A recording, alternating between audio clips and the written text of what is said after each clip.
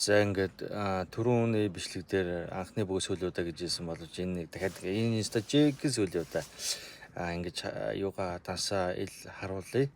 Энэ бол миний 2 сарын 14-өөс 3 сарын 14-ний хооронд арилжаа хийгээж татаавалт хийсэн одоо баримт гэдэг юм уу да.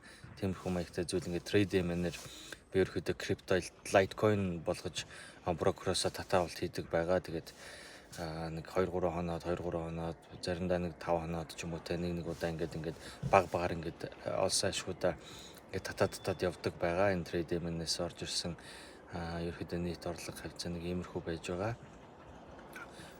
Энэ бол 1 сарын хугацааны үзүүлэлт. Дахиад нөгөө нэг яг л 1 сардаа нэг 10 гар нэг татдаг те нэг иймэрхүү байж байгаа. Та бүхэн арилжаачид маань айлуулах багаар ч хамаагүй ингээд доктортой яваарэ гэж зөвлөх байна. Баярлалаа.